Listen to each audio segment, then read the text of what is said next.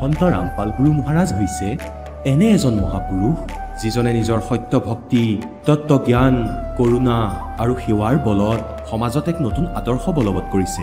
সন্ত ৰামপাল গুৰু মহাৰাজৰ নেতৃত্বত তেওঁৰ সকলো সৎলোক আশ্ৰমে কৰা বিস্ময়কৰ সমাজ কল্যাণমূলক কামে সমাজখনক সোণালী ভৱিষ্যতৰ এক নতুন আশা দেখুৱাইছে।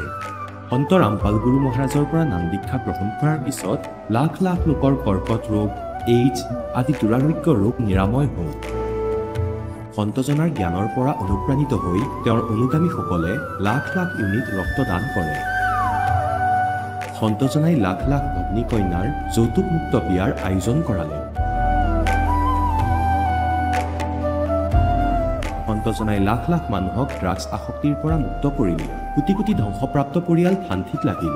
সন্তজনাৰ আশ্ৰমত সমাৱেশৰ সময়ত বিনামূলীয়া চকুৰ চিকিৎসা আৰু দন্ত চিকিৎসাৰ ব্যৱস্থা কৰা হয়।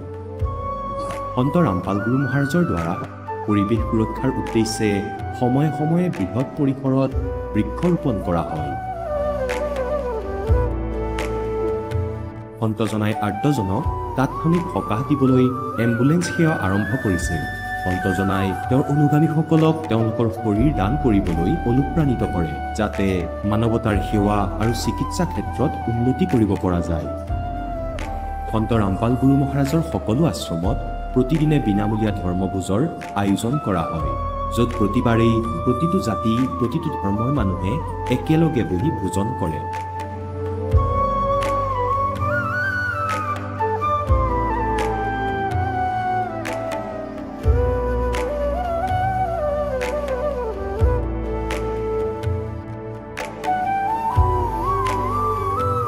সন্ত ৰামপাল গুৰু মহাৰাজৰ আশ্ৰমত সহস্ৰাধিক বৃদ্ধ বৃদ্ধাই শ্ৰদ্ধা আৰু মৰমেৰে জীৱন যাপন কৰাৰ সুযোগ পায়। তেওঁলোকৰ থকা খোৱাৰ আৰু স্বাস্থ্যৰ সম্পূৰ্ণ দায়িত্ব সন্ত ৰামপাল গুৰু মহাৰাজে বহন কৰে। অনাথ শিশুৰ বাবে সন্ত ৰামপাল গুৰু মহাৰাজৰ সকলো আশ্ৰম বিশেষ বৰদানতকৈ কম নহয়, য'ত তেওঁলোকক শিক্ষা, সংস্কাৰ আৰু ভৱিষ্যতৰ বাবে উন্নত সুবিধা প্ৰদান কৰা হয়। বানপানী, ভূঁইকঁপ বা মহামাৰী যিয়েই নহওক, সন্ত ৰামপাল গুৰু মহাৰাজ আৰু তেওঁৰ অনুগামীসকল সদায় আৰ্তজনৰ বাবে আগ্ৰনোৱা হৈ থাকে। কোভিড মহামাৰীৰ সময়ত সন্ত ৰামপাল গুৰু মহাৰাজৰ আশ্ৰমৰ পৰা কোটি কোটি লোকক খাদ্য, ঔষধ আৰু জীৱন ৰক্ষক সামগ্ৰী যোগান ধৰা হৈছিল। দুখীয়াক সকাহ কৰাই হওক বা যিকোনো শোষিত বা নিপীড়িত শ্ৰেণীৰ অধিকাৰ আৰু মৰ্যাদাৰ বাবে যুঁজ দিয়াই হওক, সন্ত ৰামপাল গুৰু মহাৰাজে সদায় তেওঁলোকৰ সকলো ন্যায্য দাবী চৰকাৰৰ ওচৰলৈ লৈ গৈছে আৰু তেওঁলোকক উপযুক্ত ন্যায় প্ৰদানৰ ক্ষেত্ৰত গুৰুত্বপূৰ্ণ ভূমিকা পালন কৰি আহিছে। সমাজত আধ্যাত্মিক আৰু সামাজিক মূল্যবোধৰ প্ৰতি সজাগতা অনাৰ প্ৰতিটো পদক্ষেপতে সন্ত ৰামপাল গুৰু মহাৰাজ মানৱতাৰ প্ৰকৃত সেৱক হিচাপে প্ৰমাণিত হৈছে। সন্ত ৰামপাল গুৰু মহাৰাজৰ জীৱনে আমাক শিকাইছে যে প্ৰকৃত সেৱা সেইটোহে যিটো নিস্বাৰ্থভাৱে কৰা হয়। আহক আমিও এই মহান সন্তজনৰ এই মহান সেৱাৰ কামত যোগ দিওঁ আৰু সন্ত ৰামপাল গুৰু মহাৰাজৰ পৰা নাম দীক্ষা লৈ আমাৰ জীৱন ধন্য কৰি তোলোঁ।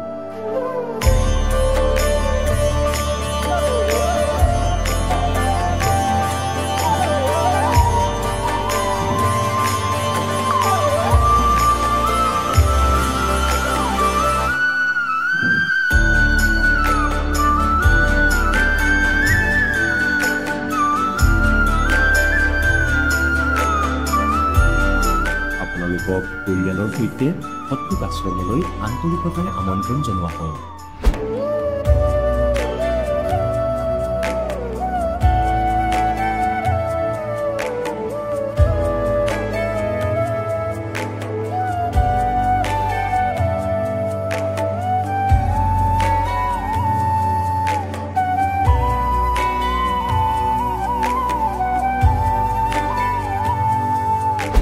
প্ৰভু ৰাম, দেৱ, ভগৱান, আল্লাহ, খুদা, যীশু আদি নামবোৰ একে শক্তিৰ। তেওঁ কেনেকুৱা, ক'ত আছে, কেনেকৈ পাব, কোনে দেখিছে?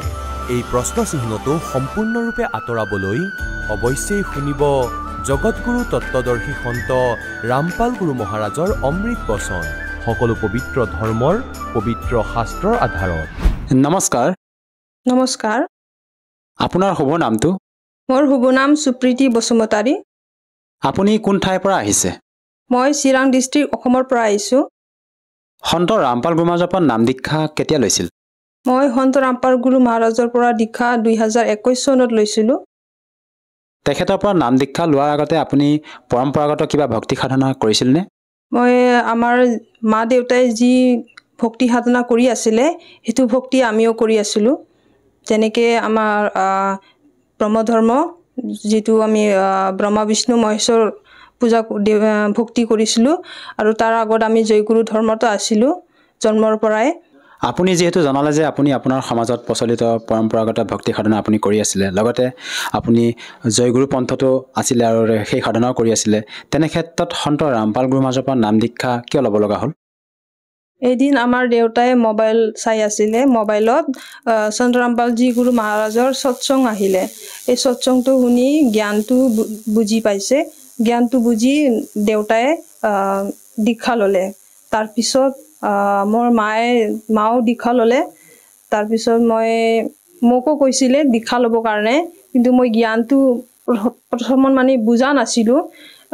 মানে মই বিশ্বাস কৰা নাছিলোঁ এইটো জ্ঞান যে যেনেকৈ আমাৰ বেলেগ গুৰু ধৰ্মই যেনেকৈ ভাষণ দি থাকে, মই তেনেকৈ মানে এইটোও মানে ভাবিছোঁ যে সেইটো গুৰুও মানে মিছা কথা কৈছে, যেনিবা নিজৰ মনমতে কথা কৈছে, সেইটো কাৰণে মই বিশ্বাস কৰা নাছিলোঁ। তাৰপিছত এদিন মোৰ মা সৎসংটো দেখাইছে মোক, সৎসংটো দেখাই মই অলপ মানে ভাল লাগিছে সৎসংটো শুনি। তাৰপিছত মই জ্ঞানটো বুজি এইটো দীক্ষাটো ল'লোঁ। আপুনি কি কৰে? মই এতিয়া ষ্টেট গভৰ্ণমেণ্টত জব কৰোঁ। আপুনি যিহেতু এগৰাকী শিক্ষিত যুৱতী আৰু আপুনি সন্ত ৰামপাল গুৰু মহাৰাজৰ মানে জ্ঞান বুজি তেখেতৰ পৰা দীক্ষা লৈ বৰ্তমান ভক্তি সাধনা কৰি আছে, আমি আপোনালোকৰ গুৰু সন্ত ৰামপাল গুৰু মহাৰাজৰ ভক্তসকলে যেতিয়া অনুভৱ শুনো, তেওঁলোকে মত ব্যক্ত কৰে যে সন্ত ৰামপাল গুৰু মহাৰাজৰ পৰা নাম দীক্ষা লোৱাৰ পিছতে বিভিন্ন প্ৰকাৰে লাভ পায়।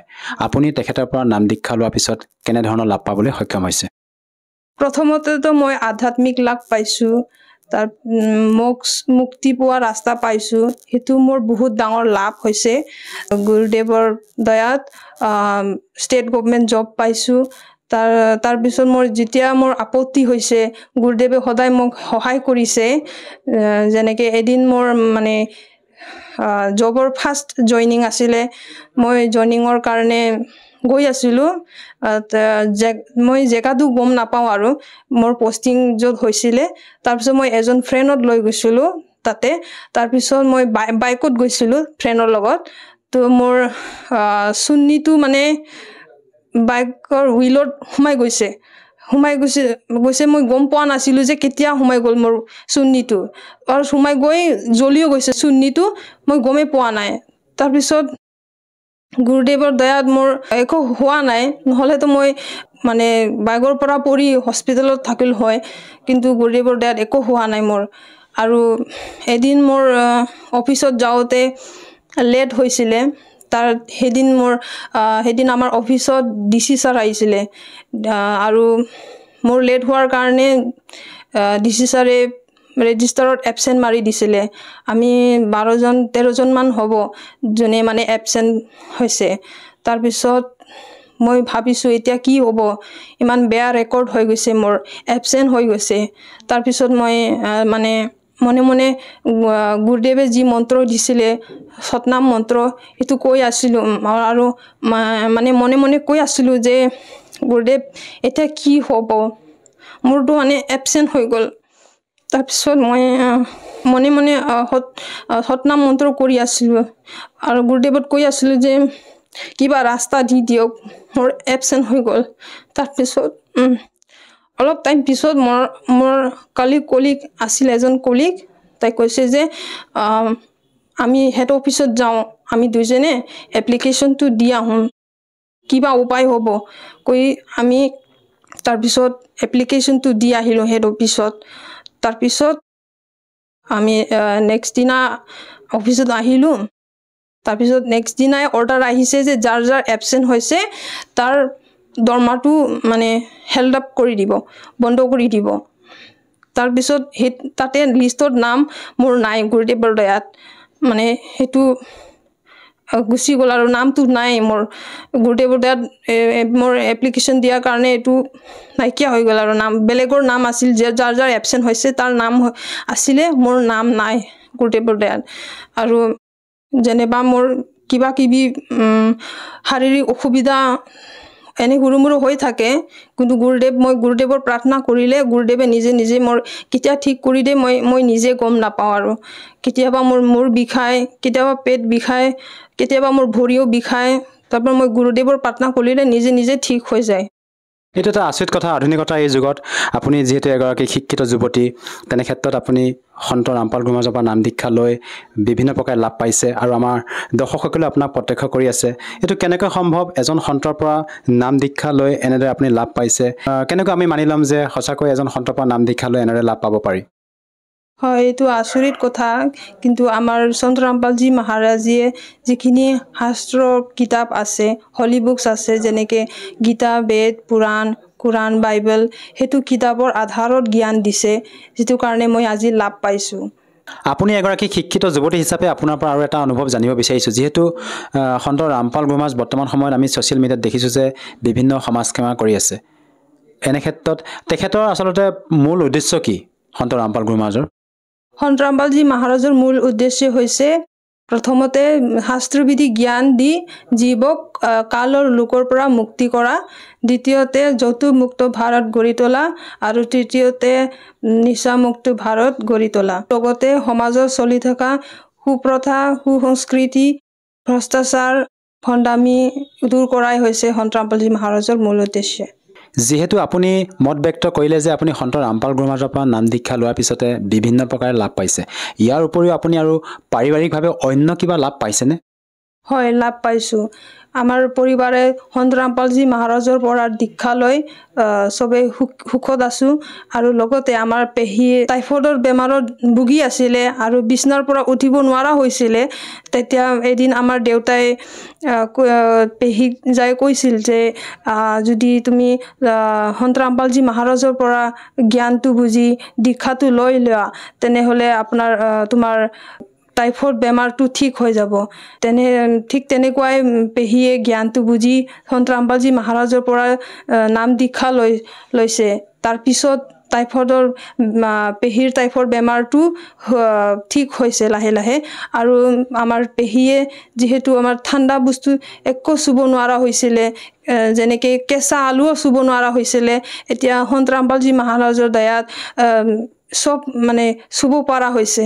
ঠাণ্ডা বস্তু চুব পৰা হৈছে বহুত সুস্থ হৈছে এতিয়া আমাৰ পেহীয়ে আৰু লগতে আমাৰ ককা আইতাই নিচা কৰিছিলে সন্ত ৰামপালজী মহাৰাজৰ পৰা দীক্ষা লৈ এই নিচাটো এৰি দিছে আপুনি যিহেতু জনালে যে আপোনাৰ পেহী যি টাইফয়েড ৰোগত আক্ৰান্ত আছিলে বিচনাৰ পৰা উঠিব নোৱাৰা অৱস্থা আছিলে আৰু ঠাণ্ডা বস্তু চুব নোৱাৰা যি অৱস্থা আছিলে বৰ্তমান সন্ত ৰামপাল গুৰুমাজৰ পৰা নাম দীক্ষা লোৱাৰ পিছতে তাই সম্পূৰ্ণ সুস্থ আৰু লগতে আপুনি ককা আইতাৰ কথা ক'লে নিচা সেৱন কৰি আছিলে নিচা ত্যাগ কৰিব পৰা নাছিলে কিন্তু নাম দীক্ষা লোৱাৰ পিছতে আপোনাৰ ককা আইতাও আজি নিচা ত্যাগ কৰিবলৈ সক্ষম হৈছে গতিকে যিসকল দৰ্শকে আজি আপোনাক টিভি স্ক্ৰীণত প্ৰত্যক্ষ কৰি আছে আপুনি তেওঁলোকক কি বাৰ্তা দিব বিচাৰে তেওঁলোকেও যাতে সন্ত ৰামপাল গুৰুমাজৰ পৰা নাম দীক্ষা লৈ উপকৃত হ'ব পাৰে বাৰ্তানো মই কি দিম মই হাত জোৰ কৰি প্ৰাৰ্থনা কৰিছোঁ মই যেনেকৈ আগত ভক্তি সাধনা কৰি আছিলোঁ কিন্তু সেই ভক্তিৰ পৰা মই একো লাভ পোৱা নাছিলোঁ উল্টা মোৰ হানিয়ে হৈছে আমাৰ ঘৰত কাজিয়াই হৈছিলে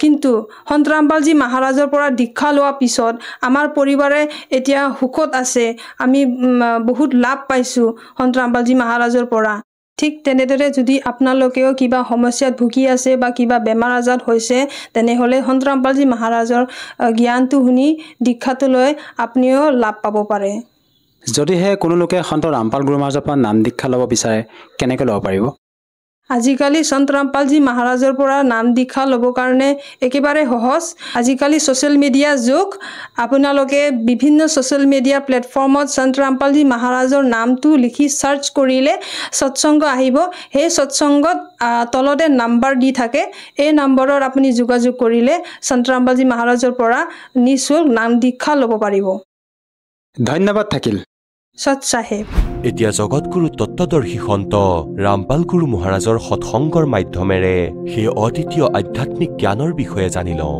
যাৰ মাধ্যমেৰে আপোনালোকেও প্ৰাপ্ত কৰিব পাৰিব এনেকুৱা আধ্যাত্মিক, মানসিক আৰু ভৌতিক সুখ যি এতিয়ালৈকে কেৱল আপোনালোকে মীৰাবাই, ধ্ৰুৱ, প্ৰহ্লাদ আদি কেইজনমান ভক্তৰ জীৱন কথাতহে শুনিছে।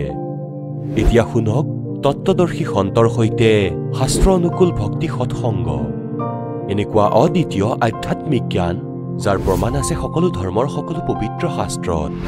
এতিয়া এওঁলোকে যি ট্ৰাই কৰি আছে তেওঁলোকে কেৱল অনুমানহে কৰিব পাৰে, পৰমাত্মাৰ বিধানক এওঁলোকে জানিব নোৱাৰে। ঠিক এই প্ৰকাৰে যি ঋষি মহৰ্ষিসকলে সাধনা কৰিলে, অভ্যাস কৰিলে, মেডিটেশ্যন, সৎযোগ কৰিলে, যেতিয়াই তেওঁলোকে উপলব্ধি পালে, যেনেদৰে আজিকালি চাইণ্টিষ্টে ট্ৰাই কৰি আছে তেনেদৰে ঋষিসকলে কৰিছিলে, গতিকে তেওঁলোকেও মূৰত হাত দি বহি গ'ল, একো লাভ নাপালে।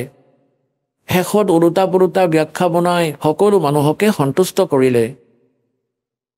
এই প্ৰকাৰে এই চাইণ্টিষ্টসকলে কিছুদিনৰ ভিতৰত নিজৰ যি নিষ্কৰ্ষ সেয়া উলিয়াই ফাইনেল কৰি দিব, কিন্তু পৰমাত্মাৰ বিধান পৰমাত্মাইহে ক'ব পাৰিব, জীৱই জানিব নোৱাৰে। গতিকে সেই পৰমাত্মাই নিজৰ বিধান আৰু সৎসংগ শুনাবলৈ স্বয়ঙে আহে। এয়া আমাৰ সৎগ্ৰন্থেও প্ৰমাণ দিয়ে, প্ৰমাণিত কৰে। যেনেদৰে আমাৰ পবিত্ৰ বেদ আছে, এয়া গড গিভেন স্পিৰিচুৱেল নলেজ হয়, পৰমাত্মাই দিয়া আধ্যাত্মিক জ্ঞান। চাৰিও বেদ আৰু পঞ্চম বেদ নষ্ট কৰি দিয়া হ'ল ইয়াৰে স্বামীৰ দ্বাৰা। ইয়াৰ স্বামী কোন হয়? সেয়া ব্ৰহ্ম হয়, যাক জ্যোতিস্বৰূপী নিৰঞ্জন অৰ্থাৎ কাল বুলিও কোৱা হয়। সি এইটো ভয় খায় যে কেনেবাকৈ মোৰ অন্তৰ্গত যিমানবোৰ প্ৰাণী বন্দী হৈ আছে তেওঁলোকৰ পৰমাত্মাৰ যাতে বাস্তৱিক জ্ঞান হৈ নাযাওক। যদি বাস্তৱিক জ্ঞান হয় আৰু যি সুখময় স্থান আছে সৎলোক অবিনাশী পৰমাত্মাৰ যি শাশ্বত স্থান হয়, য'ত কোনো দুখ নাই, য'ত বৃদ্ধাৱস্থা আৰু মৃত্যু নাই, সি ভয় খাই থাকে যে যদি এওঁলোকে সেই স্থানৰ বিষয়ে গম পায় তেন্তে ইয়াত কোনেও নাথাকিব। যি কাৰণতে কিছুমান পুণ্যাত্মা থাকে, তেওঁলোকক ইয়ালৈ পঠিয়াই দিয়ে, তেওঁলোকক গুৰুপদ প্ৰাপ্ত কৰাই দিয়ে, তাৰপিছত তেওঁলোকক শাস্ত্ৰৰ বিৰুদ্ধে সাধনা কৰি সম্পূৰ্ণ মানৱ জাতিকে ভ্ৰমিত কৰি দিয়ে। সেইবাবে পৰমাত্মা আহে।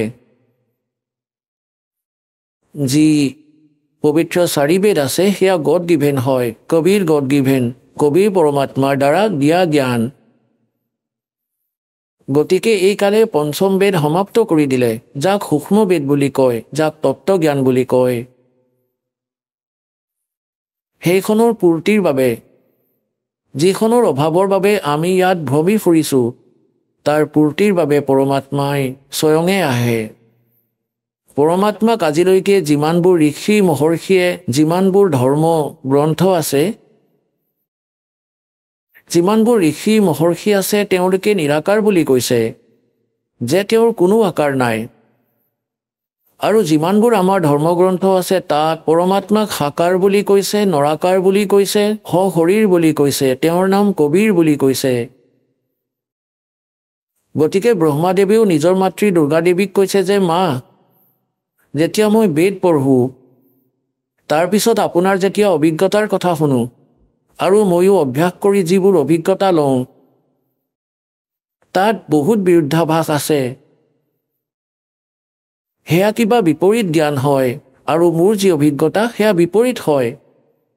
গতিকে দুৰ্গা দেৱীকো খাটাংকৈ কৈছে এই কাল ভগৱানে, কাৰণ তেওঁ এওঁৰ পত্নী ব্ৰহ্মৰ, এওঁক খাটাংকৈ কৈ দিছে যে সেই পৰমাত্মাৰ বাস্তৱিক জ্ঞান কেতিয়াও নকবা। গতিকে তেওঁ নিজৰ পুত্ৰসকলক যথাৰ্থ জ্ঞান নিদি তেওঁৰেই মহিমা শুনাই যে তেওঁতো নিৰাকাৰ হয়, তেওঁ সন্মুখলৈ নাহে, তেওঁক কেতিয়াও দেখা নাপায়। আৰু বেদত পৰমাত্মাক নৰাকাৰ বুলি লিখিছে, সশৰীৰ বুলি লিখিছে, আৰু তেওঁ ওপৰত বহি আছে, ওপৰৰ লোকত যেনেদৰে ৰজা বিৰাজমান হৈ থাকে সিংহাসনৰ ওপৰত, মূৰত মুকুট থাকে, শিৰত মুকুট আছে পৰমাত্মাৰ বগা ৰঙৰ, আৰু ওপৰত এটা ছাতি আছে মালিকৰ বহুত উজ্জ্বল। যেনেদৰে জিলমিল দেখা পোৱা যায় ইয়াত, তেনেদৰেই পৰমাত্মাৰ মুকুট আৰু ছাতিৰ ভিতৰত ঝিলমিল হৈ থাকে। কেতিয়াবা তাৰ ৰং সোণালী হয়, কেতিয়াবা হোৱাইট, একেবাৰে বগা ৰং হৈ যায়। গতিকে এই প্ৰকাৰে সি পৰমাত্মাৰ স্থিতি। আৰু বেদেও এইটোৱে কয়। গতিকে বেদত যি আছে, যি 4 বেদ আছে, ইয়ে পৰমাত্মাৰ মহিমাৰ কথাটো কয় যে পৰমাত্মা এনেকুৱা হয়, তেওঁৰ ৰূপ এনেকুৱা, তেওঁ ক'ত থাকে, তেওঁ কি লীলা কৰে, কিন্তু কেনেকৈ পাব পাৰি তেওঁক, ইয়াৰ বৰ্ণনা এই 4খন বেদত নাই। গতিকে ইয়াৰ অবিহনে এই বেদ কি তেন্তে? যেনে ধৰক আপোনাক কোনোবাই কৈ দিছে যে আপোনাৰ অমুক ৰোগ আছে, ইয়াৰ লক্ষণ এনেকুৱা আৰু ঔষধো নাই, তেন্তে কি লাভ হ'ল তেওঁ এই ৰোগৰ বিষয়ে কোৱাৰ? গতিকে বৈদ্য যি আছে সেই বৈদ্যই 2টা কামেই কৰে, ৰোগৰ কথাও কয় আৰু তাৰ লক্ষণৰ কথাও কয় আৰু তাৰ ঔষধো ৰাখে। গতিকে তাৰ পৰা লাভ হ'ব। এই দাস আছে ৰামপাল দাস, এই বিশ্বত আজিৰ দিনত পৰমাত্মাৰ কমপ্লিট স্পিৰিচুৱেল নলেজ লৈ আহিছে, কবিৰ ভগৱানে দিয়া।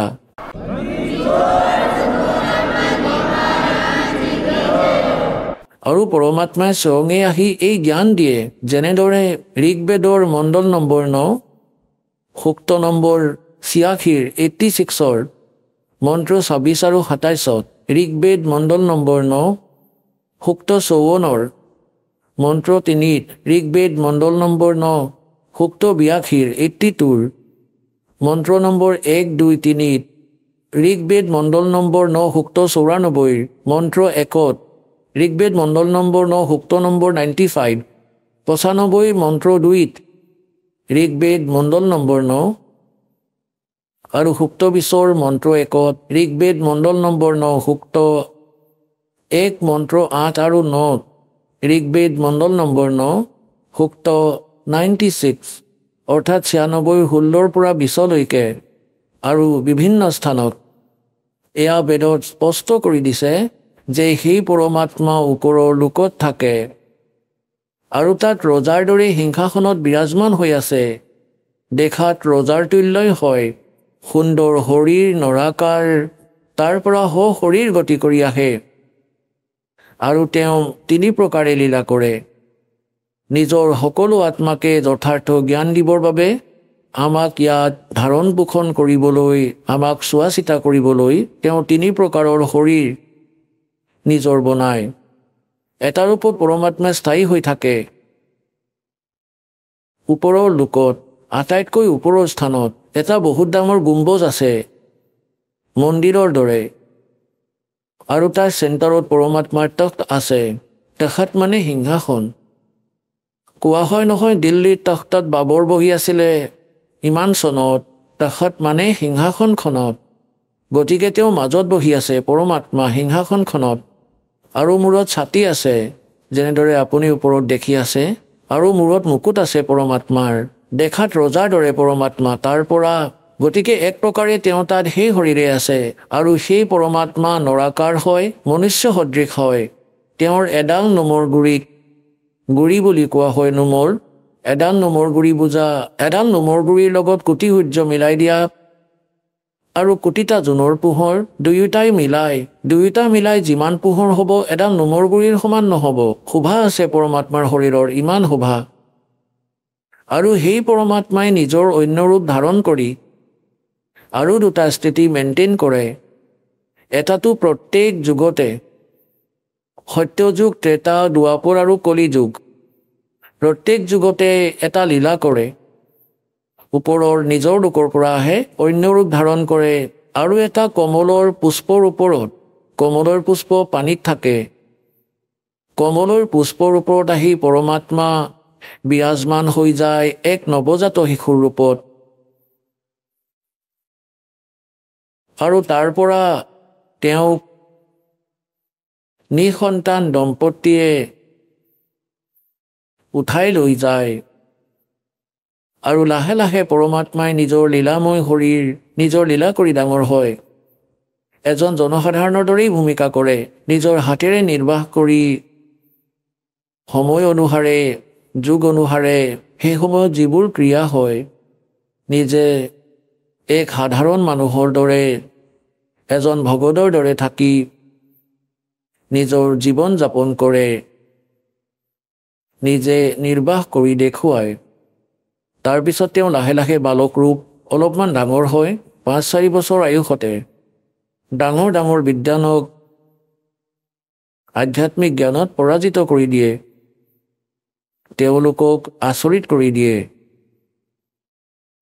তাৰপিছত তেওঁ ডাঙৰ হৈ তত্ত্বদৰ্শী সন্ত হৈ যায়, নিজৰ মহিমা নিজেই কয়। নিজৰ মহিমাবোৰ তেওঁ লোককথাৰ মাধ্যমেৰে, বাণীৰ মাধ্যমেৰে আৰু শব্দাৱলীৰ মাধ্যমেৰে মানে পদ্যভাগত শুনায়। সেইবাবেই তেওঁ কবিৰ মাজতো এজন প্ৰসিদ্ধ কবিৰ পদবী প্ৰাপ্ত কৰে, কিন্তু তেওঁ হয় পৰমাত্মা। কাৰণ কবিৰ জ্ঞানত সেই জ্ঞানৰ পৰাই গম পায় যে কবিয়ে নিজৰ স্তৰেৰে কেৱল এটা পয়েম বনাব পাৰে, আধ্যাত্মিক জ্ঞানৰ কথা ক'ব নোৱাৰে। আৰু কবিৰ পৰমাত্মাক কবি বুলি ক'ব ধৰিলোঁ আমি অজ্ঞানতাৰ বাবে। তেওঁ যি জ্ঞান দিছে সেয়া 4 বেদ, 18 পুৰাণ, 6খন শাস্ত্ৰ, মহাভাৰত, শ্ৰীমদ ভাগৱত গীতা, কোৰাণ, পুৰাণ আৰু বাইবেল, এই সকলোৰে এক মিশ্ৰিত জ্ঞান আছে। তাৰ ভিতৰত যি জ্ঞান আছে সেই জ্ঞানটো ইয়াত আছেই আছে, পৰমাত্মাৰ দ্বাৰা দিয়া জ্ঞানত। যি জ্ঞান তাৰ ভিতৰত উপলব্ধ নাই, যি ভক্তিবিধি নাই, তত্ত্বজ্ঞান নাই, সেয়াও কৈ থৈছে। তেওঁ পৰমাত্মা আছিলে যদিও আমি তেওঁ কবি বুলি ক'ব ধৰিলোঁ। গতিকে যি প্ৰকাৰে পৰমাত্মাৰ দ্বিতীয় প্ৰকাৰৰ যি স্থিতি আছে, প্ৰত্যেক যুগতে বালক ৰূপ ধাৰণ কৰে আৰু লাহে লাহে ডাঙৰ হয়। গতিকে সেই সময়ত যেতিয়া তেওঁ বালক ৰূপত প্ৰকট হয়, এয়াও তেওঁৰ ভগৱানক চিনি পোৱাৰ লক্ষণ হয় যে তেওঁ সৰুতে কোনো মাকৰি গাখীৰ নাখায়, কুমাৰী গাইৰহে গাখীৰ খায়। গতিকে কুমাৰী গাইৰ গাখীৰৰ দ্বাৰাই তেওঁৰ প্ৰতিপালনৰ লীলা হয়। এয়া বেদে কৈছে। ঋগ্বেদ মণ্ডল নম্বৰ 9, সূক্ত নম্বৰ 1, মন্ত্ৰ 8 আৰু 9, এই 2টা প্ৰমাণ আছে যে 3 প্ৰকাৰৰ শৰীৰ পৰমাত্মাই ধাৰণ কৰে। আৰু তেওঁ যেতিয়া নৱজাতক শিশুৰ ৰূপত প্ৰকট হয়, সেই সময়ত তেওঁৰ প্ৰতিপালনৰ লীলা কুমাৰী গাইৰ দ্বাৰা হয়। যেতিয়া 600 বছৰ আগতে পৰমাত্মা ইয়ালৈ আহিছিলে, তেতিয়া এই লীলা কৰিছিলে। তেওঁ এই লীলাই কৰিছিলে। 25 দিনৰ হৈ গৈছিলে, কিন্তু একো খোৱা নাছিলে। পিতৃ মাতৃ চিন্তাত পৰিছিল। তেতিয়া ভগৱান শিৱ আহিছিল শিৱপুৰীৰ পৰা কবিৰ পৰমাত্মাৰ আদেশত। কাৰণ ইয়াৰ যেনেদৰে এক প্ৰান্তৰ মন্ত্ৰী থাকে, গতিকে প্ৰধানমন্ত্ৰী যেতিয়া ইয়ালৈ আহিব, তেওঁৰ ব্যৱস্থা ইয়াৰে মুখ্যমন্ত্ৰী আৰু মিনিষ্টাৰ তেওঁলোকে কৰায় আগত থিয় হৈ যায়। গতিকে এই প্ৰকাৰে এওঁলোক ইয়াৰ মন্ত্ৰী, শ্ৰী ব্ৰহ্মাদেৱ ৰজগুণ বিভাগৰ, শ্ৰী বিষ্ণুদেৱ শতগুণ বিভাগৰ আৰু শ্ৰী শিৱদেৱ তেওঁ তমগুণ বিভাগৰ। যি নিৰু আৰু নিমা নামৰ যি শিপিনী আছিলে, তেওঁলোক সেই জন্মত ব্ৰাহ্মণ আছিলে। তেওঁলোকৰ নাম গৌৰী শংকৰ আৰু সৰস্বতী আছিলে। মুছলমানসকলে তেওঁলোকক জোৰ কৰি বাই ফোৰ্চ তেওঁলোকক মুছলমান বনাই দিছিলে। হিন্দুসকলে তেওঁলোকে নিজৰ জাতিৰ পৰা আঁতৰ কৰি দিছিলে। গতিকে তেওঁলোকে আগতে উপাৰ্জন বাণী শুনাই প্ৰাপ্ত সেই দক্ষিণাৰে চলিছিলে, সেয়া বন্ধ হ'ল। সেইবাবে তেওঁলোকে শিপিনীৰ কাম আৰম্ভ কৰিছিলে আৰু সেইবাবে তেওঁক তাঁতী বুলি কোৱা হৈছিল। তেওঁলোক শিৱৰ পূজাৰী আছিলে, ব্ৰাহ্মণ। যিহেতু ব্ৰাহ্মণ আছিল যদিও মুছলমান হৈ গ'ল, তথাপিও ভগৱান শিৱলৈ তেওঁলোকৰ বৰকৈ মনত পৰিছিলে। গতিকে ভগৱান শিৱক তেওঁলোকে প্ৰাৰ্থনা জনাইছিলে নিৰু আৰু নিমাই যে হে ভগৱান, হে শিৱদেৱ, আগতেতো আমাৰ কোনো সন্তান নাছিলে, আপুনি দয়া কৰিলে কমলৰ ওপৰত এই বালক দি দিলে। এতিয়া ই একো খোৱা নাই, 25 দিন হৈ গ'ল।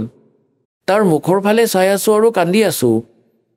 গতিকে তেতিয়া পৰমাত্মাৰ প্ৰেৰণাৰে ভগৱান শিৱ তালৈ আহিলে আৰু পৰমাত্মাক কোলাত লৈ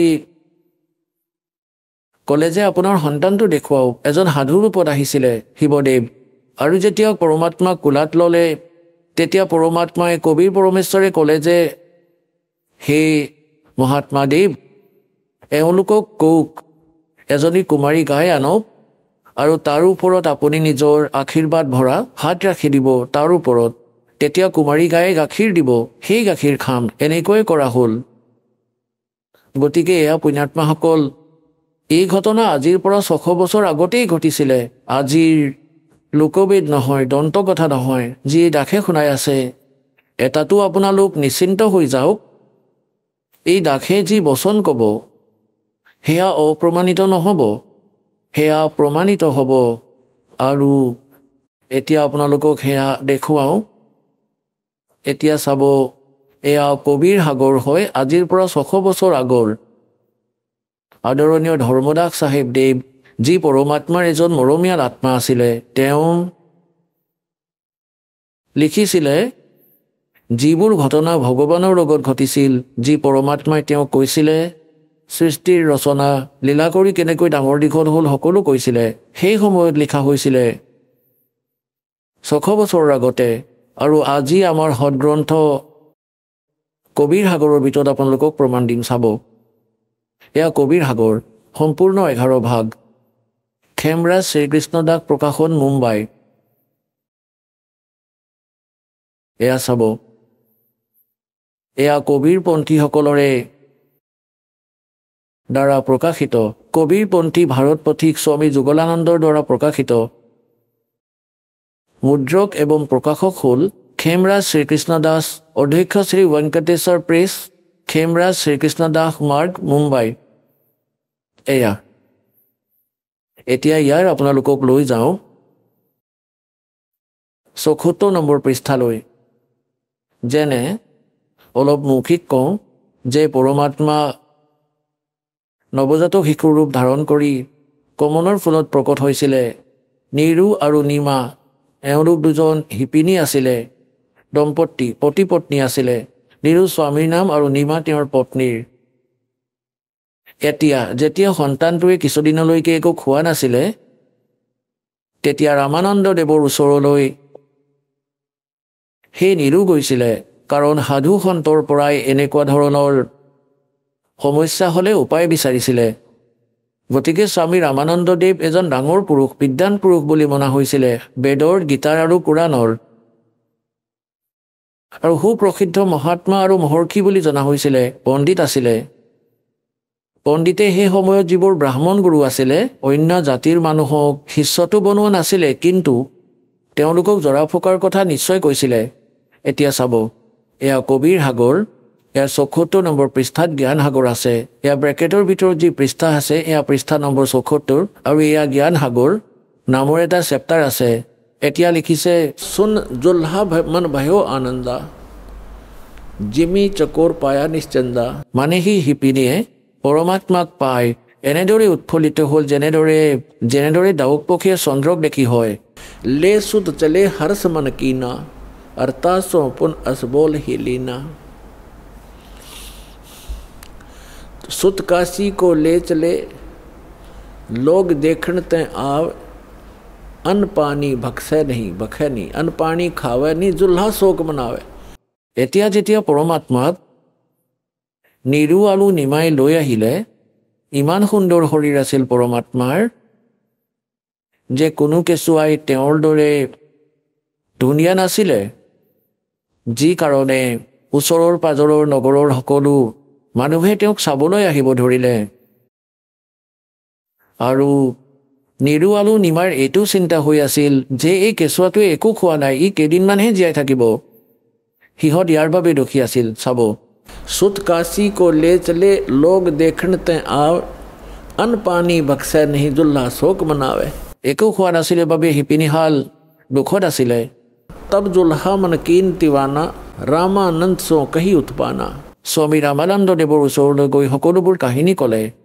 मैं सुत पायो बढ़ा गुणवंता, कारण कौन बखे नहीं संता। যে হে মহাত্মা কি কাৰণ সি একোৱেই খোৱা নাই। ৰামানন্দ ধ্যান তব ধাৰা জুল্হা সো তব वचन उचारा।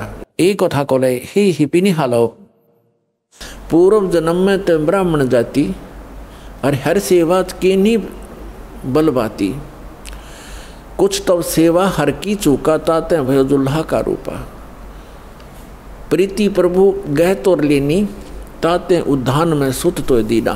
তোমালোক আগৰ জন্মত ব্ৰাহ্মণ আছিলা, ভগৱানৰ কিবা ভক্তি পাহৰিছা, কিবা ভুল হ'ল তোমালোকৰ, যি কাৰণে তোমালোকে ব্ৰাহ্মণৰ পৰা শিপিনী হৈ গলা। আৰু তোমালোকৰ এই মৰম ভাৱ দেখি ভগৱানে তোমালোকক জংঘলত এইটো পুত্ৰ দি দিলে। প্ৰীতি প্ৰভু গৈ তোৰ লীনা তাতে উদ্ধান মে সুত তই দিনা। এতিয়া ইয়াত এইটো নুৰি নহয়, নিৰু হয়, নিষ্প্ৰিণ্ট হৈছে ইয়াত। হে প্ৰভু যশ কিন্হ তছ পায়। এতিয়া সি নিৰুৱে কৈ আছে, শিপিনীয়ে যে মই যেনেকুৱা কাম কৰিছিলোঁ তাৰ ফল মই পালোঁ। আৰু আৰ্থ হতো দৰ্শন আয়া, সংকটত পৰি মই তোমাৰ ওচৰলৈ আহিছোঁ। अशोक ये उपाय गुसाई बालक अक्सुदावंत कुछ खाई। रामानंद अस युक्ति विचारा तुम सुत कोई ज्ञानी अवतारा। আপোনালোকৰ পুত্ৰ কোনো বিদ্যান পুৰুষ হয়। बछिया जाही बैल नहीं लागा सोले ठाड करते आगा। এজনী গাইৰ পোৱালি লৈ আহা যাক হাড় গৰুৱে টাচ কৰা নাই, মানে কুমাৰী, আনটাচড कुमारी। जा बछिया जाही बैल नहीं लागा सोले ठाड करते ही आगा। तार सन्मुखत ठिय कराई दिया সেই কেঁচুৱাটোৰ সন্মুখত কুমাৰী গাই আনি दूध चले ते थनते दूध ही देव छिपाई और अक्सुदावंत होवे ताको देखवाई। तार पिছত ताक खुवाई दिबा। जुल्हा एक बछिया ले आवा और चलो दूत कोई मरम न पावा। चलो दूत जुल्हा हरसाना राख छिपाई काहू নিজানা। এতিয়া ইয়াত যি গাখীৰ শব্দটো আছে, লেখকসকলে ইয়াত অলপ গণ্ডগোল কৰি দিছে। কবিৰ পন্থীসকলে ইয়াত অলপ চলপ নিজৰ বুদ্ধিৰে আকৌ প্ৰিণ্ট কৰোৱাৰ সময়ত কিছু পৰিৱৰ্তন কৰাৰ চেষ্টা কৰিছিলে। এয়া সেই দূত কোন আছিলে? গৰীবদাস চাহিবদেৱ গাঁও চুৰাণী জিলাত ঝজ্জৰৰ জনক সেই পৰমেশ্বৰে পুনৰ আহি লগ কৰিছিলে। যেনেকৈ দাসে কৈ আছে যে তিনি প্ৰকাৰৰ স্থিতিৰে সেই পৰমাত্মা আমাক সকলোকে প্ৰতিপালন কৰে, তেওঁৰ সন্তানক। আৰু সেয়াই ঋগ্বেদ মণ্ডল নম্বৰ 9 সূক্ত 1 মন্ত্ৰ 8 প্ৰমাণিত আছে যে সেই পৰমাত্মাই তিনি প্ৰকাৰেৰে শৰীৰ ধাৰণ কৰে আমাৰ সকলোৰে প্ৰতিপালন কৰিবলৈ, চম্ভালিবলৈ। এতিয়া দ্বিতীয় প্ৰকাৰৰ স্থিতিৰ কথা আপোনালোকক এই দাসে ক্লিয়াৰ কৰি আছে। বালক ৰূপ ধাৰণ কৰি আহে। আৰু তৃতীয় প্ৰকাৰৰ স্থিতিত সেই পৰমাত্মাই যলৈ বিচাৰে যেতিয়াই কোনো সাধু সন্ত মহাত্মাৰ ৰূপত প্ৰকট হৈ নিজৰ ভাল আত্মাবোৰক, মৰমীয়াল আত্মাবোৰক লগ কৰি তেওঁলোকক তত্ত্বজ্ঞানৰ সৈতে পৰিচিত কৰায় আৰু নিজকে ভগৱানক ভগৱান বুলি সিদ্ধ কৰিবলৈ। কাৰণ কালে জ্ঞান ব্যৰ্থ কৰি দিছে, আধ্যাত্মিক জ্ঞান নষ্ট কৰি দিছে, সেইবাবে নিজৰ কাৰণে সাক্ষী তৈয়াৰ কৰে। সেই মহাপুৰুষসকলক সৎলোকলৈ লৈ যায়, আকৌ এৰি দিয়ে। গতিকে সেই তৃতীয় প্ৰকাৰৰ স্থিতিত সেই পৰমাত্মা আহে আৰু সেই মৰমীয়াল আত্মাবোৰক লগ কৰে। কাক কাক লগ পাইছিলে এই কলিযুগত? দাসৰ যি নলেজত আছে, আদৰণীয় ধৰ্মদাস চাহিবদেৱক, আদৰণীয় মুৰুগদাস চাহিবদেৱক, আদৰণীয় দাদু চাহিবদেৱক, আদৰণীয় নানক চাহিবদেৱক, যি শিখ ধৰ্মৰ প্ৰৱৰ্তক হয়, তেওঁক যাক পৰমাত্মাই আহি লগ কৰিছে, যি সৎপুৰুষে আহি লগ কৰিছে সত্য লোকৰ পৰা, য'ত তেওঁ থাকে তাৰ পৰা গতি কৰি আহে, সাধু ৰূপ ধাৰণ কৰে, জীৱিত মহাত্মাৰ ৰূপ ধাৰণ কৰে। আদৰণীয় গৰীবদাস চাহিবদেৱক, গাঁও চুৰাণী জিলা ঝজ্জৰৰ জনক, আদৰণীয় ঘিছাদাস চাহিবদেৱ, গাঁও খেখৰা, জিলা মিৰাট, উত্তৰ প্ৰদেশৰ জনক। এই মহাপুৰুষসকলৰ মাজত পৰমাত্মাই আদৰণীয় গৰীবদাস চাহিবদেৱক পুনৰ সেই কমপ্লিট স্পিৰিচুৱেল নলেজ দিছে। কি কাৰণে? যে কালে কৈছিলে যে যেতিয়াই কলিযুগ ওচৰ চাপিব, আপোনাৰ সময় 5500 বৰ্ষ, তেতিয়ালৈকে মই সকলো আপোনাৰ নামত মই 12টাকৈ কবিৰ পন্থ চলাম আৰু অনেক পন্থ চলাম, যি আপোনাৰ জ্ঞানক মিছা প্ৰমাণিত কৰিব।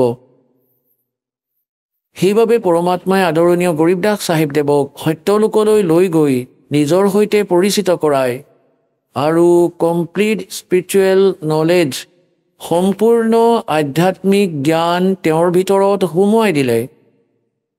সেই পুণ্যাত্মাই গৰীবদাস চাহিবদেৱে নিজৰ মুখ কমলেৰে কৈ লিখাইছিলে। তাতে লিখা আছে যে শিৱ উতৰে শিৱপুৰী से अवगत बदन विनोद और मैक के कमल और लिया ईस को गोद अन ब्यावर को दूहत है कंवारी को दूहत है दूध दिया तत्काल और पीवे कबीर ब्रह्मगति ता शिव भय दयाल। অৰ্থাৎ শিৱদেৱ আহিছিলে শিৱলোকৰ পৰা এজন সাধুৰ ৰূপ ধৰি আৰু তেতিয়া তেওঁ সেই কুমাৰী গাইজনীৰ কঁকালত হাত থৈছিলে পৰমেশ্বৰৰ আদেশ অনুসৰি। নৱজাত শিশুৰ ৰূপত পৰমাত্মা তেওঁৰ কোলাত আছিলে আৰু তেতিয়া গাখীৰ ওলোৱা আৰম্ভ হৈছিলে কুমাৰী গাইজনীৰ স্তনৰ পৰা। এটা মাটিৰ বাচন অনা হৈছিলে কুমাৰৰ পৰা পৰিষ্কাৰ, তাতে সেই গাখীৰ থৈছিলে। সেই কুমাৰী গাইজনী তাত সৎলোকৰ পৰা আহে পৰমাত্মাৰ বাবে গাখীৰ, তেওঁৰ নিজ লোকৰ পৰা আহে। কয় এই নকলি লোকৰ গাখীৰ কিনো খাম, ইয়াততো সকলোবোৰ ঠগবাজ। গতিকে সৎলোকৰ পৰা আহিছিল সেই পৰম পিতাৰ বাবে গাখীৰ, গাইৰ যি সকলো পশুৰ মাজত পবিত্ৰ। গতিকে সেই গাখীৰ পৰমাত্মাই খাইছিলে। গতিকে সেই গাখীৰ আহিল, পিছত আকৌ গাখীৰ গুচি গ'ল, অৰ্থাৎ সেই মহাত্মা গুচি গ'ল। পৰমাত্মা তিনি লোকৰ ভগৱান আৰু এক সাধু সন্ত ৰূপত আহিছিল, তেওঁ গুচি গ'ল। গতিকে ইয়াৰ বাকী বৰ্ণনা এয়া হয়। ইয়াত মিছগাইড হৈ আছে, গম নাপাব। ইয়াত তেওঁলোকে ৰামানন্দদেৱৰ সৈতে লগ লগাই দিলে। মহাপুৰুষ সাধু সন্তৰ ওচৰলৈ অৱশ্যেই যায়, দোষী ব্যক্তিসকল যায় মহাপুৰুষৰ ওচৰলৈ। তেওঁ যি যন্ত্ৰ মন্ত্ৰ কৰিছিলে সেয়া কৰি কৈছিলে আপোনাৰ যি পুত্ৰ সেয়া সাধাৰণ ব্যক্তি, কেঁচুৱা নহয়, এওঁ কোনো মহান বিদ্যান পুৰুষ। আৰু যিবোৰ যেনেকুৱা যি বাস্তৱিকতা যি দাসে কৈ আছে সেয়া সত্য। তথাপিও আমি এই পইণ্টটো বুজিব লাগিব যে যি বেদে কৈ আছে সেই লীলা কৰিছে কোনে? বেদত বৰ্ণিত লীলা যিয়ে কৰিছে তেওঁৱেই হৈছে গড। বেদত ভগৱানৰ যি লক্ষণ লিখা আছে আৰু যিয়ে এই লীলা কৰিছে তেওঁৱেই গড, তেওঁৱেই পৰমাত্মা। আৰু এই লীলা কোনে কৰিছে আপোনালোকক দেখুৱাই আছোঁ কবিৰ সাগৰৰ পৰা। তাৰপিছত আপোনালোকক দেখুৱাম বেদতো এয়া লিখা আছে। গতিকে আমি সহজেই বুজি পাম, চিনি পাম আমাৰ পৰম পিতাক, যিয়ে আমাৰ বাবে ভ্ৰমি ফুৰিছে, আমাক বিচাৰিছে, আমাক সৎবুদ্ধি দিব বিচাৰিছে। আমি এই কালৰ মিছা সুখক আৰু ইয়াক এই সুখ বুলি মানি ইয়াতেই ব্যৱস্থা বিচাৰি থাকোঁ। এয়া হৈ যাওক, গাড়ী হৈ যাওক, ঘৰ হৈ যাওক, আৰু এইবোৰ হোৱাৰ পাছত যেতিয়া মৃত্যু হৈ যাব তেতিয়া গাধেও হৈ যাবা। এই ঘৰ বাৰী কি কামত আহিল আপোনাৰ? পৰমাত্মাক খোজা। ভগৱানে কি কৈছে? পৰমাত্মাই আমাক খুজিবলৈ শিকাইছে যে মোক এইটো খোজা। সাই ইতনা দিজিয়ে जिसमें कुटुम समावे हम भी भूखे ना रहे कोई अतिथि ना भूखा जावे। ইমানখিনি খোজা ভগৱানক, বেছি নুখুজিবা। বেছিকৈ খুজিলে ই আপোনাৰ বিপদ হ'ব পাৰে, আপোনাক বিপদত পেলাব পাৰে। আৰু আপোনাৰ জাহামে কুটুম সমাৱেৰ অৰ্থ হ'ল ৰিকুৱাৰমেণ্ট অফ দ্য ফেমিলি। আমাৰ পৰিয়ালৰ বাবে যি আৱশ্যক বস্তু পৰমাত্মা সেইটো উপলব্ধ কৰাব। তেতিয়া তাত সকলো আহি গ'ল, বাকীনো কি থাকিল? ঘৰো দিব। আজিকালি যি কলি যুগ তাতে গাড়ী লাগে, গাড়ীও দিব ভগৱানে। আপুনি ইমানেই খোজক যামে কুটুম সমাৱে, আৰু আমিও যাতে ভোকত নাথাকোঁ তেনেকৈ। আৰু যেতিয়া অকাল হৈছিলে, কোৱা হয় দিল্লীৰ বাদশ্বাহ নিজৰ ৰাজ্য ত্যাগ কৰি ভিক্ষা খুজিছিলে, ফল গছৰ পাত ছিঙি খাইছিলে। যেতিয়া সময়ত ৰুটি পাই যায় তেতিয়া অযথা কথা ভাবে এই মনে, ডাঙৰ ঘৰ বনাওঁ, ডাঙৰ গাড়ী লওঁ আৰু বেংক বেলেঞ্চ বনাওঁ। বেংক বেলেঞ্চ বনাব লাগিছিল ভক্তিৰ আৰু ধৰ্মৰ, সেয়া আমি পাহৰিলোঁ। গতিকে ইয়াক কোৱাৰ বাবে পৰমাত্মা আহিছিলে। যি প্ৰসংগ চলি আছে তালৈ আহোঁ। গতিকে ইয়াৰ পৰা এইটো সিদ্ধ হৈ গ'ল, যেতিয়া কবিৰ পৰমাত্মা বালক ৰূপত আহিছিল, তেওঁৰ শিশু ৰূপত প্ৰকট পৰমাত্মাৰ প্ৰতিপালনৰ লীলা কুমাৰী গাইৰ দ্বাৰা হৈছিল। সেইটো প্ৰমাণ হ'ল কবিৰ সাগৰত। এয়া আজিৰ লিখা নহয়, 600 বছৰ আগতে যেতিয়া পৰমাত্মা আহিছিলে সেই সময়ত আদৰণীয় ধৰমদাস চাহিবদেৱে লিখিছিল আৰু কবিৰ পন্থৰ দ্বাৰা সুৰক্ষিত হৈ আছে। এতিয়া আপোনালোকক দেখোঁ বেদে কি কৈ আছে পৰমাত্মাৰ বিষয়ে, তেওঁ কেনেকৈ লীলা কৰে। যদি বেদৰ অনুবাদ এই দাসে কৰিলে হয়, সেইটোৱে কৰিলে হয় যি এই কেইটামান শ্লোকত তেওঁলোকে কৰিছে, যিয়ে ভগৱানক নিৰাকাৰ বুলি মানে। আহক আমি এতিয়া সেই শ্ৰদ্ধালুসকলৰ অনুভৱবোৰ জানো, যিসকলে জগতগুৰু তত্ত্বদৰ্শী সন্ত ৰামপাল গুৰু মহাৰাজৰ পৰা দীক্ষা প্ৰাপ্ত কৰিছে তথা তেওঁ কোৱা ভক্তি মাৰ্গ এওঁলোকে অৱলম্বন কৰি আছে। নমস্কাৰ ছাৰ। নমস্কাৰ। ছাৰ কি নাম আপোনাৰ? মোৰ নাম সুৰেন্দ্ৰ সিং। সুৰেন্দ্ৰ, আপুনি ক'ৰ পৰা আহিছে? মই ৰুদ্ৰপুৰ উদম সিং নগৰ উত্তৰাখণ্ডৰ। সুৰেন্দ্ৰ, আপুনি সন্ত ৰামপালদেৱ মহাৰাজৰ পৰা নাম দীক্ষা কেতিয়া ল'লে? মই নাম দীক্ষা 10 অক্টোবৰ 2014 লৈছিলোঁ। সুৰেন্দ্ৰ, আপুনি সন্ত ৰামপালদেৱ মহাৰাজৰ পৰা নাম দীক্ষা লোৱাৰ আগতে কি ভক্তি সাধনা কৰিছিলে? ছাৰ, মই সন্ত ৰামপালদেৱ মহাৰাজৰ সৈতে জড়িত হোৱাৰ আগতে মই বহুত ভক্তি, যেনে ধৰক গুৰুদ্বাৰলৈ যোৱা, আৰু আমাৰ দেউতা নাম দীক্ষা লৈ থৈছিলে চন 1984 পৰা, ব্যাসৰ পৰা, সন্ত চৰম সিঙৰ পৰা। তাৰপিছত ময়ো ব্যাসলৈ গৈছিলোঁ, তেওঁ যিহেতু গৈছিলে তেওঁৰ লগত, আৰু সেয়া তাৰ আগতে সৰুৰ পৰাই তেওঁ গুৰুক ভাল পাইছিলে। গুৰু গ্ৰন্থ চাহিবৰ পাঠো কৰিছিলে আৰু তেওঁ পাঠকো আছিলে। তেওঁ বহুত মানে সাধনা যি আছে ভক্তিৰ সিদ্ধিও তেওঁ বহুত কৰি থৈছে। তাৰপিছত যেতিয়া তেওঁ নাম দীক্ষা ল'লে, তাৰপিছত তেওঁ এটা আমাৰ খেতিত এখন ঠাই আছে, তেওঁ তাতে মন্দিৰ এটাও বনাইছিলে। তাত তেওঁ যিমানেই ভক্তি কৰি গ'ল, তেওঁৰ ভিতৰত সিদ্ধিও আহি থাকিলে। তেওঁ সিদ্ধিৰে মানে তেওঁ কাম ল'ব আৰম্ভ কৰিলে।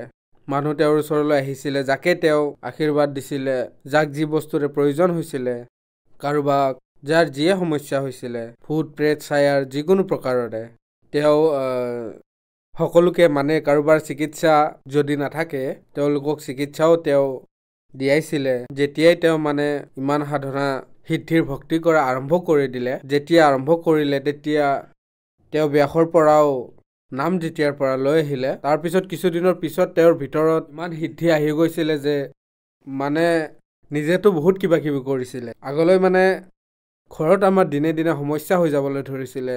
মোৰ মা সদায় বেমাৰত পৰিছিল, আমি সমস্যাত আছিলোঁ, দুখত আছিলোঁ বহুত বেছি।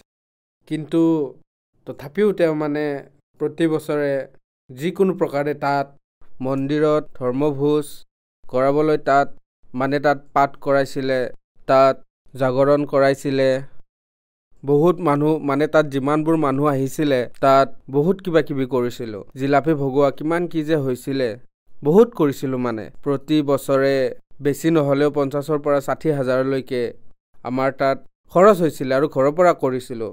ইমান ধাৰ হৈছিলে, ইমান সাধনা আমাৰ দেউতাই কৰিছিলে। গতিকে আমিও তেওঁক দেখি দেখি আমিও ভাবিলোঁ যে ঠিকে আছে, যেনেকৈ এওঁ কৰি আছে আগলৈ ময়ো নাম দীক্ষা ল'ম আৰু তেওঁৰ ভক্তি কৰিম। গতিকে ময়ো ৰাধাস্বামীৰ ভক্তি 2014 29 মে'ত মই ব্যাসলৈ গৈছিলোঁ। ব্যাসত মোৰ পত্নী আৰু মই দুয়ো তালৈ গৈ আমি 29 মে'ত ব্যাসলৈ গৈ আমি নাম দীক্ষা ল'লোঁ। মই প্ৰায় 3-4 মাহলৈকে বহুত ভক্তি কৰিলোঁ। যেতিয়া মই ব্যাসত গৈ 29 মে'ত 2014ত নাম ল'লোঁ, আৰু তাৰ আগতে যি ভক্তি কৰিছিলোঁ সেয়া গুৰু গ্ৰন্থ চাহিবৰ পাঠ কৰিছিলোঁ ৰাতিপুৱা গধূলি। যেতিয়া কৰিব লাগে ৰাতিপুৱা প্ৰথমে গুৰুদ্বাৰ গৈছিলোঁ, তাৰপিছত পাঠ কৰিছিলোঁ, সুখমণি চাহিবৰ পাঠ কৰিছিলোঁ, জপজি চাহিবৰ পাঠ কৰিছিলোঁ, ৰাৰাব শিৱজীৰ পাঠ কৰিছিলোঁ গধূলি। মই খুব গুৰুবাণী পঢ়িছিলোঁ, ইমান বাণী পঢ়িছিলোঁ যে মোক সকলোৱে কৈছিলে যে তুমি ইমান ভক্তি কৰা, ইমান পাঠ ভজন কৰা, মানে বহুত মানুহে ভাল পাইছিলে সেই সময়ত মোক। তেন্তে ছাৰ, আপুনি সন্ত ৰামপালদেৱ মহাৰাজৰ বিষয়ে কেনেকৈ গম পালে? ছাৰ, মই এদিন মোৰ দোকানত, মোৰ গেলামালৰ দোকান আছে এখন, মই দোকানত বহি আছিলোঁ। তেতিয়া তাত মই এণ্ড্ৰইড মোবাইল ফোনত ইউটিউব চেনেল লগাই থৈছিলোঁ। মই যেতিয়াই ব্যাসৰ নাম লৈ আহিলোঁ তেতিয়া তাতে সেই 5 নামৰ উল্লেখ কৰা হৈছিলে। সেই নামত যেতিয়াই মই পঢ়ি আছিলোঁ তেতিয়া শেষত আখৰ আছিলে সতনাম। তেতিয়া তাতে ৰামপালদেৱে সতনামক ৰং বুলি কৈছিলে। গতিকে মই তাতেই ৰৈ গ'লোঁ আৰু ভাবিলোঁ এয়াতো কিবা ভুল আছে ইয়াত। গতিকে মই ৰৈ গ'লোঁ তাত।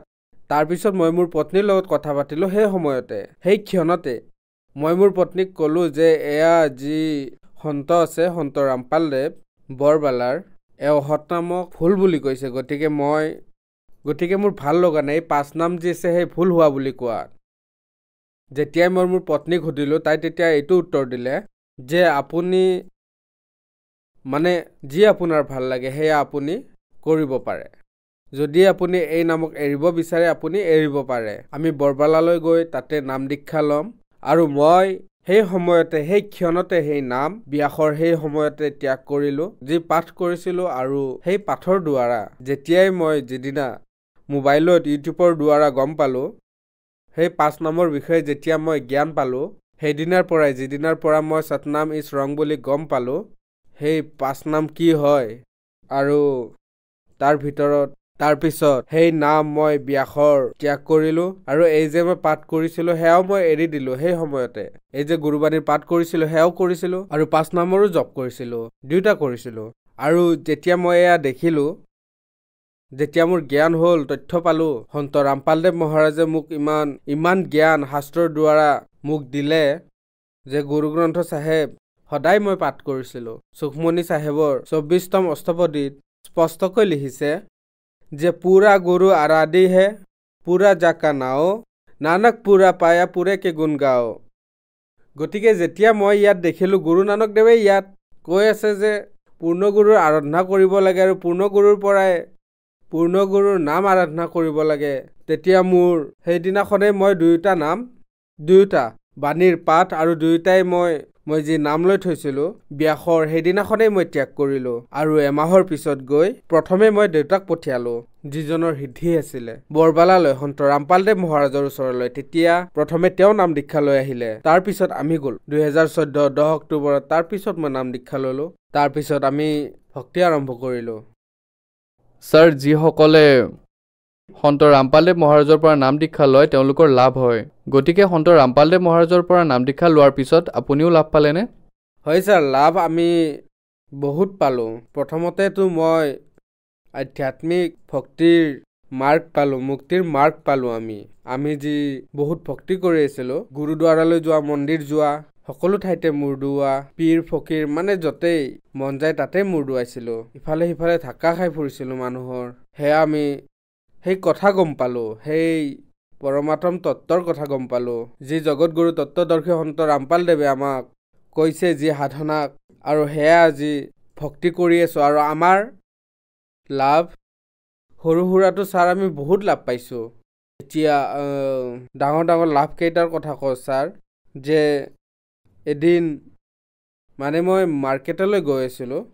তেতিয়া ৰাস্তাত এডাল মই বহুত ডাঙৰ সাপ পালোঁ। সেইডালে মোক বাইকৰ পৰা যেতিয়াই মই সেইডাল দেখিলোঁ তেতিয়া বাইকৰ সৈতে মই পৰি গ'লোঁ। বহু দূৰলৈকে মই চুঁচৰি থাকিলোঁ। আৰু তেতিয়াই মোৰ তাত এটা ফোন আহে মোৰ পত্নীৰ নাকৰ পৰা বহুত বেছি ব্লাড ওলাবলৈ ধৰিছিলে। সেই সময়তে যেতিয়া মোৰ তাত ফোন আহিলে মই ক'লোঁ ময়ো ইয়াতে পৰি আছোঁ আৰু ইয়াত মই ৰাস্তাত এডাল সাপ পাইছোঁ। সেই সময়ত ইমান বিপদ হৈছিল।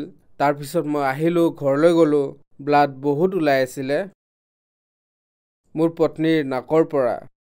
তেতিয়া মই ক'লোঁ গুৰুদেৱ সন্ত ৰামপালদেৱ মহাৰাজক প্ৰাৰ্থনা জনাওঁ আৰু সন্ত ৰামপালদেৱ মহাৰাজেই দয়া কৰিব। আৰু মোৰ পত্নীয়ে প্ৰাৰ্থনা জনালে সন্ত ৰামপালদেৱ মহাৰাজক। তেতিয়া সিফালৰ পৰা দয়া হ'ল। আজিলৈকে তেওঁৰ দয়াত তাইৰ নাকৰ পৰা তেজ ওলোৱা সমস্যা বা আন কোনো ধৰণৰ সমস্যা নহ'ল। আৰু সৰু সুৰা বহুত লাভ আছে। তাইৰ পাথৰ আছিলে সেই পাথৰো ভাল হৈ গ'ল। আৰু মই ইমান ডাঙৰ লাভ পালোঁ যে প্ৰথম অৱস্থাত যেতিয়াই মই নাম দীক্ষা লৈছিলোঁ মোৰ এটা তলত এটা পিছফালে সৰু এটা ফুৰা হৈ গৈছিলে, পুজ ওলাইছিলে সেইফালেৰে। সেই পুজ মানে 24 ঘণ্টাই ওলাই আছিলে। মই বহুত অশান্তিত আছিলোঁ। গতিকে মই ডক্তৰৰ ওচৰলৈ গ'লোঁ। যেতিয়াই নাম দীক্ষা ল'লোঁ মই তাৰপিছত যেতিয়া ডক্তৰৰ ওচৰলৈ গ'লোঁ তেতিয়া তেওঁ কৈছিলে যে আপোনাৰ 60-70 হাজাৰ টকা খৰচ হ'ব আৰু অপাৰেশ্যনো হ'ব, তেতিয়া আপুনি ভাল হ'ব। তেতিয়া মই ক'লোঁ যে মইতো নাম দীক্ষা লৈছোঁ, মোৰ সন্ত ৰামপালদেৱ মহাৰাজৰ ওপৰতহে বিশ্বাস আছে, মই কোনো অপাৰেশ্যন নকৰাওঁ, কেতিয়াও নকৰাওঁ। আৰু আজি তেওঁৰ দয়াত মোৰ কোনো অপাৰেশ্যন হোৱা নাই, একোৱে হোৱা নাই, কোনো সমস্যা নাই, দুখ নাই, কষ্ট নাই। আজি তেওঁৰ দয়াত একেবাৰে সুস্থ হৈ আছোঁ। আৰু ছাৰ মই নিচাও কৰিছিলোঁ বহুত বেছি, মদো খাইছিলোঁ, মাছ মাংসও খাইছিলোঁ আগতে, বিয়াখত নাম দীক্ষা লোৱাৰ আগতে সকলো কাম কৰিছিলোঁ। দোকান আছিলে আমাৰ, বিড়ি তাম্বাকু নিজেও খাইছিলোঁ, আনকো খুৱাইছিলোঁ। এনেকুৱা ধৰণৰ কাম হৈছিলে আমাৰ দোকানত। কিন্তু যেতিয়াই সন্ত ৰামপালদেৱ মহাৰাজৰ পৰা নাম দীক্ষা ল'লোঁ, তেতিয়া আমি এটা বস্তা ল'লোঁ, সকলো তাম্বাকু যিমান যি বস্তু আছিলে আমি সকলোখিনি নদীত জলপ্ৰবাহিত কৰিলোঁ। সেইবোৰ সেই দিনাৰ পৰা আজিলৈকে এই সকলোবোৰ বস্তুক না হাত লগাইছোঁ, না আগলৈ হাত লগাম, কোটি কোটি টকা দিলেও নকৰোঁ। ছাৰ আৰু এটা লাভৰ কথা ক'ব বিচাৰিম। এতিয়া অলপতে এজনী মোৰ ভনী আছে মোতকৈ সৰু, 10 অক্টোবৰ 2014 তাইও মোৰ লগত নাম দীক্ষা লৈছিলে। গতিকে অলপতে তাইৰ ওপৰত সমস্যা আহি গৈছিলে। তাই কিবা টেবলেট খাইছিলে সৰু সুৰা বেমাৰৰ বাবে। তেতিয়া তাইৰ শৰীৰত ইমান ইনফেকশ্যন হৈ গ'ল, মানে শৰীৰত ইমান বেছি ইনফেকশ্যন হৈ গ'ল, একেবাৰে ভয়ংকৰ ইনফেকশ্যন হৈ গৈছিলে যে তাই মানে তাইৰ শৰীৰ ইমান ফুলি গৈছিলে, ইমান চকু বন্ধ হৈ গ'ল, সকলোবোৰ বন্ধ হৈ গ'ল। ডক্টৰে উত্তৰ দি দিছিলে তাইক। গতিকে তেতিয়া মই কৈছিলোঁ যে তুমি ভয় নকৰিবা, সন্ত ৰামপালদেৱ মহাৰাজক প্ৰাৰ্থনা জনোৱা, তেওঁৱেই দয়া কৰিব। আৰু মই তাইক এইটো ক'লোঁ আৰু ডক্টৰৰ ওচৰলৈ লৈ গ'লোঁ। ডক্টৰ চাহেবেতো প্ৰথমে হাত তেওঁ থিয় কৰি দিছিলে আৰু তেওঁ এই কথা কৈছিলে যে মই চেষ্টা কৰি চাওঁ। তেওঁ এটা পয়জন বিষক কাটিবলৈ এটা বিষৰে ইনজেকশ্যন লগোৱা হয়, সেয়া নাভিত লগায়। তেওঁ সেই ইনজেকশ্যন নাভিত লগাইছিলে।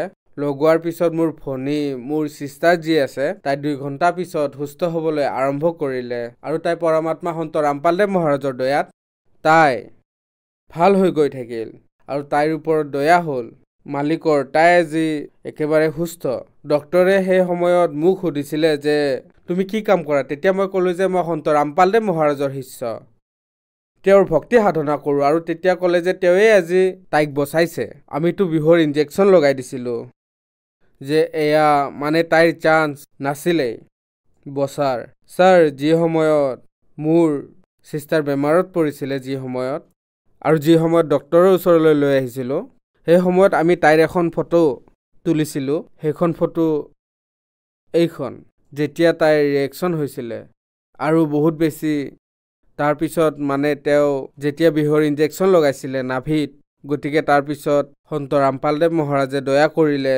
আপুনি এইখন ফটো চাব পাৰে। 15 দিনৰ পিছত তেওঁৰ স্থিতি এয়া হৈ গ'ল মহাৰাজক প্ৰাৰ্থনা জনোৱাৰ পিছত। ছাৰ, সন্ত ৰামপালদেৱ মহাৰাজৰ পৰা নাম দীক্ষা লোৱাৰ পিছত আপুনি বহুত লাভ পালে।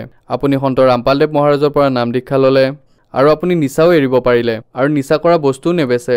গতিকে ছাৰ, মানুহবোৰ ইমান সলনি কেনেকৈ হৈ আছে, ইমান পৰিৱৰ্তন কেনেকৈ হৈ আছে? যিসকলে সন্ত ৰামপালদেৱ মহাৰাজৰ পৰা নাম দীক্ষা লয়, তেওঁলোকে নিচা কৰাটো দূৰৰ কথা, নিচা কৰা বস্তুও হাত নলগায়। ইমান সলনি কেনেকৈ হৈ আছে? ছাৰ, এয়া সন্ত ৰামপালদেৱ মহাৰাজে যি নাম দীক্ষা দিয়ে, সেয়া শাস্ত্ৰৰ অনুকূল দিয়ে। ভক্তিবিধিৰ এনেকুৱা কথা কয়, তেওঁ শাস্ত্ৰৰ দ্বাৰা প্ৰমাণিত, শ্ৰী গুৰু গ্ৰন্থ চাহিবত প্ৰমাণিত, গীতা, কোৰাণ, বাইবেল ইয়াত প্ৰমাণিত। তেওঁ এই শাস্ত্ৰবোৰ দেখুৱাই যি ভক্তি সাধনাৰ কথা কয়, সেয়া শাস্ত্ৰৰ বিধি অনুসাৰে কয়। আৰু তেওঁ নাম দীক্ষা যি নাম, যি মন্ত্ৰ দিয়ে, তেওঁ সেই নামত ইমান শক্তি থাকে, ইমান ক্ষমতা থাকে যে সেই নামক জপ কৰিলে যিমানবোৰ নিচা আছে সকলোবোৰ এৰা খায় আৰু মানে বিকাৰ ৰহিত মানুহ হৈ যায় আৰু একেবাৰে সেই মালিকৰ সন্ত ৰামপালদেৱ মহাৰাজৰ পৰমাত্মাৰ শৰণলৈ তেওঁ আহি যায়। ছাৰ, যিসকল শ্ৰদ্ধালুৱে আজি আপোনাক টিভিত চাই আছে, সমস্যাত আছে, দুখত আছে, আৰু তেওঁলোকে যদি সন্ত ৰামপালদেৱ মহাৰাজৰ পৰা নাম দীক্ষা ল'ব বিচাৰে, কেনেকৈ ল'ব পাৰিব? ছাৰ, যিসকলে এই সময়ত দুখত আছে, সমস্যাত আছে, তেওঁলোকে সন্ত ৰামপালদেৱ মহাৰাজৰ ভিন্ন চেনেলত সৎসংগ আহে। সেই সৎসংগত হালধীয়া শাৰী আহে, তাতে নাম্বাৰ কিছুমান দিয়া থাকে। সেই নম্বৰত যোগাযোগ কৰি য'তে তেওঁলোক থাকে তাতে তেওঁলোকে ফোন কৰি সেই নম্বৰত তেওঁলোকে নাম দীক্ষা তেওঁলোকে তাৰ পৰা সেই নম্বৰত যোগাযোগ কৰি সন্ত ৰামপালদেৱ মহাৰাজৰ পৰা নাম দীক্ষা ল'ব পাৰে। ধন্যবাদ ছাৰ। সৎ চাহেব।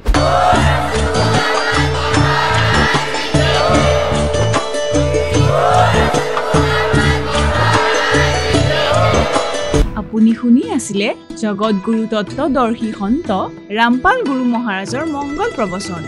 অধিক জানিবৰ বাবে ভিজিট কৰক www.jagatgururampalji.org। সন্ত ৰামপাল গুৰু মহাৰাজৰ শুভ আশীৰ্বাদত সমগ্ৰ বিশ্বতে 500তকৈ অধিক নাম দীক্ষা কেন্দ্ৰ আছে, য'ত সন্ত ৰামপাল গুৰু মহাৰাজৰ দ্বাৰা বিনামূলীয়াকৈ নাম দীক্ষা দি থকা হৈছে। আপোনাৰ ওচৰৰ নাম দীক্ষা কেন্দ্ৰৰ ঠিকনা জানিবলৈ সম্পৰ্ক কৰক 7082208528।